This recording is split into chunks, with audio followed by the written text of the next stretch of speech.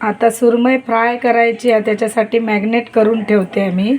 इथे मी मीठ, हळद आणि मसाला, मालवणी मसाला आणि कोकमाचा आगूळ घेतला आहे. तो मी आता सगळा मच्छीला सुरमईला लावून घेते पूर्ण आणि मॅग्नेट करून ठेवते पूर्ण.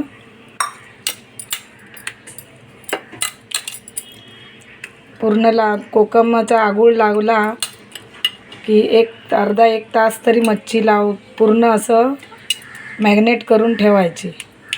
लगेच फ्राय करायची नाही, कारण त्याला पूर्ण आंबट तिखट व्हायला पाहिजे. म्हणून मी आता हे घेतलेलं साहित्य आहे ना, ते सगळं मी पूर्ण मच्छीला लावून घेते.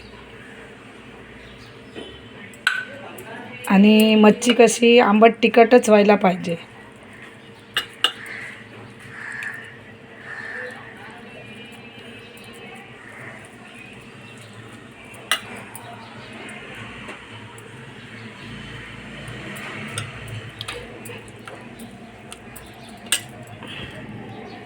आता ही पूर्ण मच्छी मी मॅग्नेट करून 1 तास ठेवून देते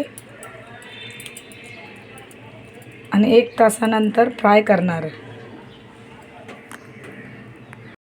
मी सुरमई फ्राय करते आहे. हा रवा आहे, पीठ आहे आणि मसाला, मीठ, हळद टाकून घेतलं याच्यामध्ये. आणि ही सुरमई मॅग्नेट केलेली आहे पूर्ण, सगळं मसाला लावून वगैरे. आता ती तवा तापत ठेवला, तेल टाकलं आहे. आता मच्छी फ्राय करायला ठेवते. सुरमई फ्राय चांगल्या प्रकारे बारीक गॅसवर ठेवायची. गॅस मीडियम ठेवायचा आणि चांगली भाजून